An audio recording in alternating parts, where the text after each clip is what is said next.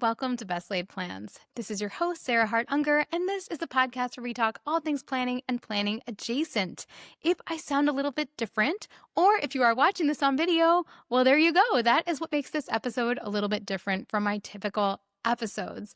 I have done a couple of YouTube videos in the past where I've shown my planner stack, but I have always done those separate from my recording of my episodes. The reason for that is that I think the sound quality in the main part of my house isn't quite as good as the sound quality in my closet. But my closet really does not make for a very nice backdrop, and it has terrible lighting. So I decided for today, we're going to maybe let the sound quality be a little bit less than optimum, but hopefully still pretty good. And I'm going to do a video version of this episode by trying out one of the apps that allows you to record both. So here we go. I'm going to be sharing my planner stack from last year, or really from this year. I'm recording this and it's going to air in early December. And I have my planner stack that I've been using for the back half of 2025.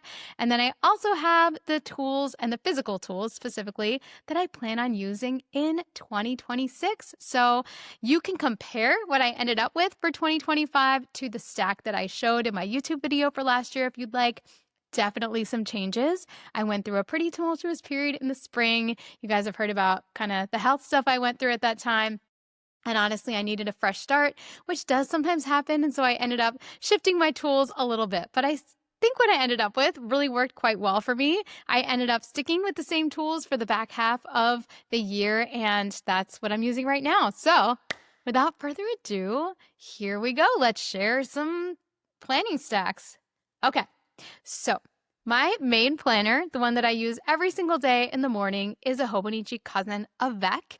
The cover that I'm showing here is from 2018. This is not the planner that I started with. Listeners might remember that I started with a Hobonichi that had a built-in cover from the Hone series. It was very pretty. It was Liberty printed, and it had all kinds of plans in there that ended up not being able to come to fruition because of everything that went on in March. So I decided I deserved to start fresh, and I ended up with a Cousin, which is in 2 volumes. I did not purchase a new cover because I collect my Hobonichi covers. Honestly, I don't collect much. I do get rid of most of my planners at the end of the year.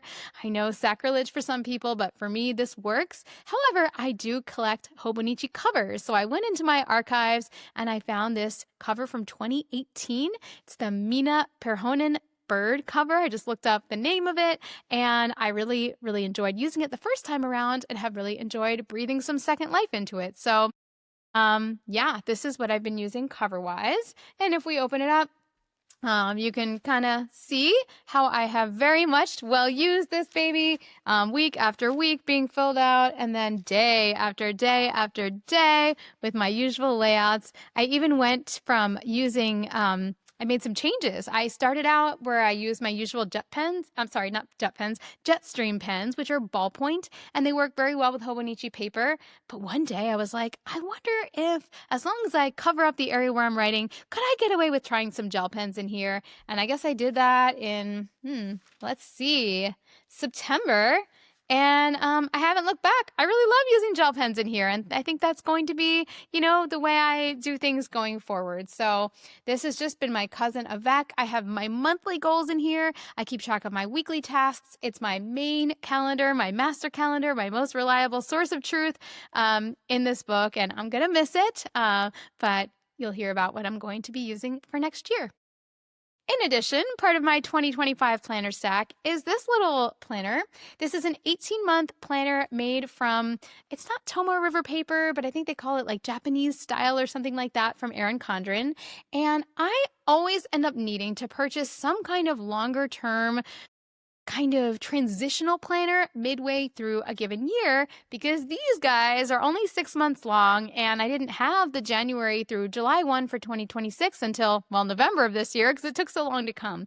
Yet dates were already starting to pop up, and since I don't really plan digitally, I needed a paper place to park those things. Even things like my call week, our call schedules get released around July or August. And so, by that point, I already kind of know what's happening in, let's say, October or December work-wise, and I need a place to capture it so I can plan around it. And so that's where this little baby came into play. Just kind of has a lot of my long range planning dates. And I also like to really ceremoniously sit down and fill out my new planner for the year. And this gives me a really nice placeholder. Like January is already looking pretty full. I got my best laid plans at home sessions on there. I have my hair appointment. I got my February call week, which I can see, all things that I need to track. And this is just being a great place. Furthermore, it's very small. So I actually just kind of tuck it in the back of this Hobonichi, and there you go. This works really, really well. Very functional. Another book I've been using this year is this Moleskine notebook. I love their Cherry Blossom series of notebooks. They have a lot of really beautiful covers, and I've just enjoyed them over the years. And I read the book, The Artist's Way by Julia Cameron. Well, actually, I wouldn't say I read it. I'm most of the way through it, which talks about the practice of morning pages, and just decided I would try it out. And so I needed a notebook for that, obviously, as one does. You're not going to be able to read what I have written in here, which is good because it's personal, but you can kind of see that I made great use of a lot of pages in here already. I've used different colored pens. I've been doing it off and on for about a month now, I guess. Let's see when my first entry was. November 1st. Okay, so by the time this airs, almost about a month. I have missed a couple days, but it's filling up fairly quickly because you use 3 pages a day for your morning pages. Like not 3 full leaves, but like, a full page spread plus one other. And it's been really fun. So I don't know exactly what I'll be using to replace this. That's actually the missing link in my planner stack. And I have an idea. Maybe that'll be a whole separate video. So, we can talk about that going forward. But this little notebook is A5 size by Moleskine, and it's been really useful to me in the last month or so. Next, we have something I sort of feel slightly bad sharing because it is my Planning by Season workbook. And right now, it's not something that you can purchase. It's not like I'm selling them. I kind of have in my dreamscape of 2026 to figure out the right way to disseminate what's in this planner, because I think this planner is awesome. I don't feel like there is on the market anything really like it. I think the closest thing would maybe be Power Sheets, but it's different. The content is different.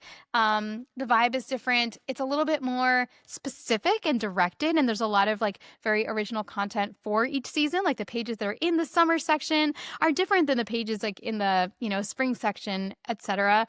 There's like a holiday planning guide built into there. I ended up printing my own Planning by Season workbook in A5 size and ordering it from a company called Doksu. That's the one I used in 2024 when I was planning for 2025. I'll get to what I used for this upcoming year, but this baby's been well used. I tend to use it to do my seasonal planning draft. So I don't necessarily come up with my final seasonal list in here, but I do all the like thinking and the wheels turning. And I'll admit that like at least once I've watched my own planning videos to help guide me through, because sometimes you just want someone like spoon feeding you, So I don't know. It worked really well for me, and I do plan on using something similar next year, which I'll be showing you. And hey, maybe I'll be sitting here at the end of 2026 telling you how you can get your seasonal planning best laid plans workbook. Or maybe it'll take longer than that. I don't know, but just putting it out there. All right, we have one more, then we're going to take a break and get to 2026. And that is my 5-year journal. You guys, this has been on my planning list for many years now, since I started it in 2021, which means this is the 5th year I have used it. Have I filled out every single page? Whoa, so there's stuff tucked in there, which is really fun. Have I filled out every single page every single day? Not. There's definitely some blanks, but certainly way more pages are filled out than not. I have taped in, stickers. I have done all kinds of fun stuff with this, and I will treasure this. Even though I don't plan on keeping long-term my planners that I use, I am absolutely going to keep this baby. I mean, it's got the years that my kids were 5 years ago. So my oldest is now 13 and a half. She was 8 and a half when this thing started. It like blows my mind. And I had a 2-year-old, and we were just coming off of COVID. And now I've got a teenager, and life is so different. And I'm, just treasure this book forever. So very excited. All right, planners for 2026. We'll start with my main squeeze, which is going to be yet another Hobonichi Cousin Avec. I really love this planner. I love the layout. I love how open-ended it is. I love how the weekly pages are. I cannot quit this planner, and I'm probably going to use it for, the foreseeable future, even though I love seeing what else is out there.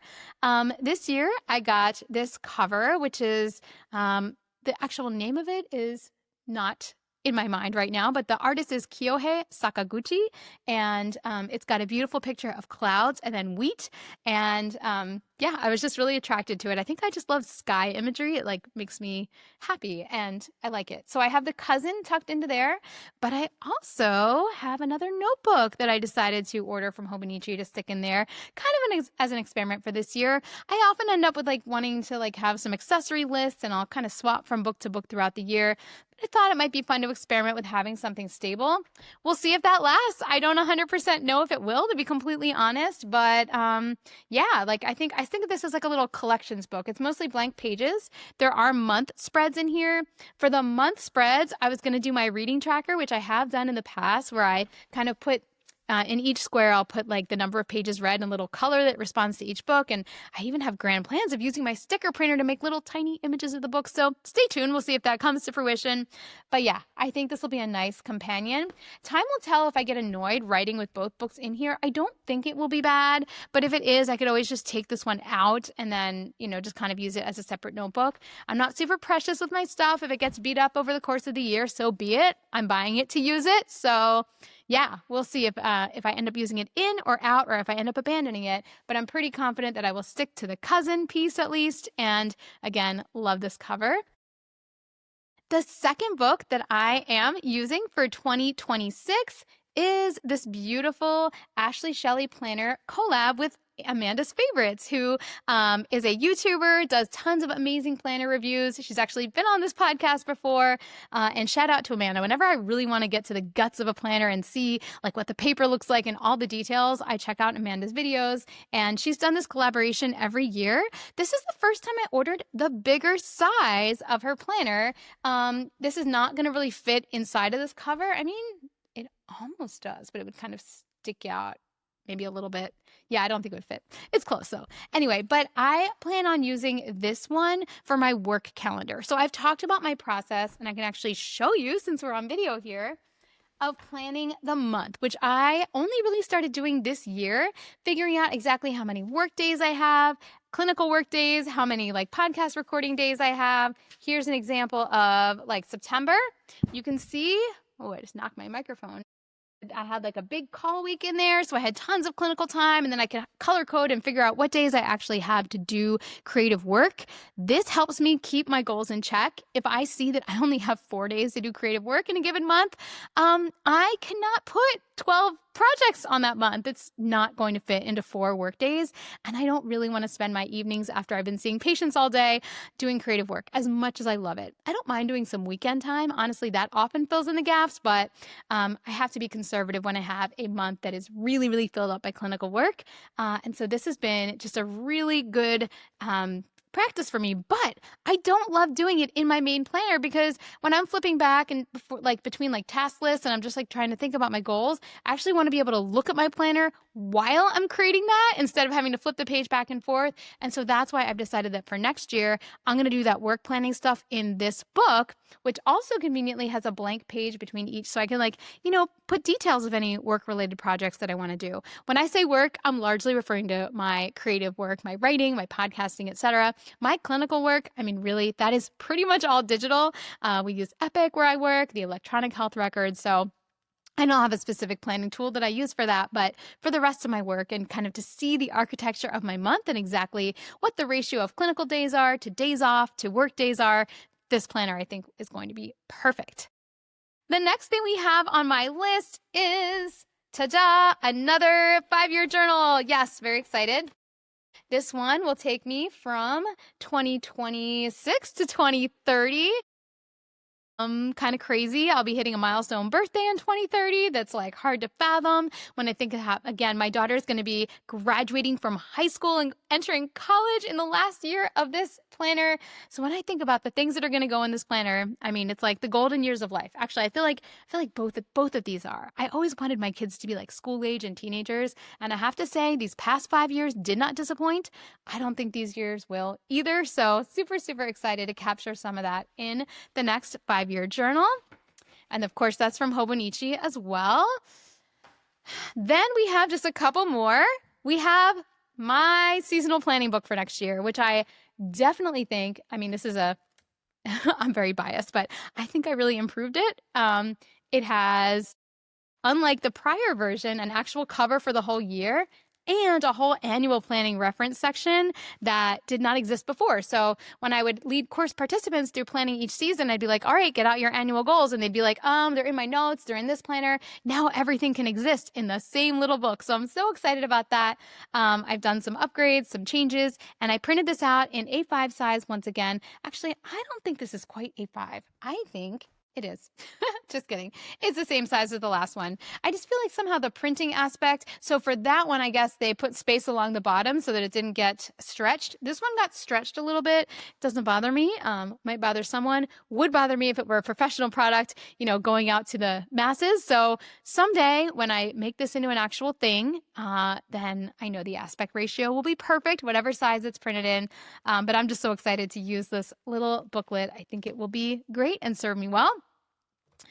Then we have another kind of me product. You could use really a blank notebook. You could use anything, but I tend to get my yearly planning started at Best Laid Plans Live, which I lead with Laura.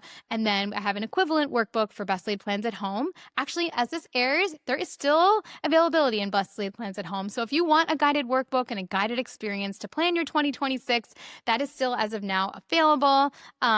This is where I do all of the drafting of lots and lots of plans. Oh, actually, I realized I picked up my one from last year. My one from this year, one moment, is here. So we remake it every year. So actually, this is the one, this really belonged in the prior planner stack.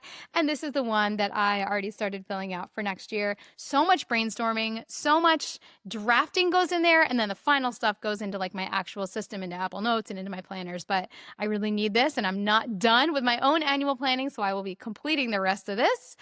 And then finally, I have one more item. You guys, I cannot stop buying Hobonichi Weeks. It's kind of dumb. I mean, I almost never end up using it for the entire year. And I always want to. It is such a well-engineered product. It's so cute. And this one was so pretty. Also, side note, hello. This was a coincidence. I don't know why my annual planning guide matches the Hobonichi Weeks by this amazing artist. This was done by my designer. I did not do that by myself, but kind of crazy how well those match up. Maybe it's a sign that I'm actually going to use this planner throughout the year. I just thought this would be a really fun place to record like gratitude and maybe like fun. And it's so small and it's creative, or it sparks creativity maybe. And I think I'm going to play with this. It might just end up being my fountain pen workshop toy. So that's good too, because I have fountain pens on their way to me right now as we speak, as I'm recording this episode. They might even come today, honestly. And the fountain pen, the paper in the Hobonichi products is fountain pen friendly. So maybe this will just be my fountain pen playground. We will see. All right, well, that has been it. That's our video. That is our planner stack for 2026. Let's stack it up and see how it actually is. And I'm sorry for anyone listening to this on audio. You can see the video. It will be on my YouTube channel. But let's see. We've got this. We've got this one. We've got this. We've got this. We've got this. All right. That's it. Oh, plus this. Planner stack 2026. Will they all survive the year? I don't know. But I mean, honestly, that's not too crazy. I can hold it in my hand. I can put it in a bag. I will absolutely report back. And if you're listening to this, I hope you had a wonderful Thanksgiving. I hope you have a wonderful month of December. Gotta love it when a month starts on the first of the month. And give me feedback on the video. Like, what should I do differently? And did you like the video? Should I do more? Is the sound a lot different? Please let me know. I guess I also am obligated to tell you that my book is coming out in 2 weeks and it's still available for pre-order as this airs. You can find information at theshoebox.com/pre-orders. And I have some really cool bonuses, including a PDF checklist of a lot of the methods detailed in the book, as well as an invite to a webinar. So if you're interested in those, please pre-order Best Laid Plans, a simple system for living a life that you love, available where books are sold, and check out those bonuses. All right, I'm signing off. I hope you have a wonderful week.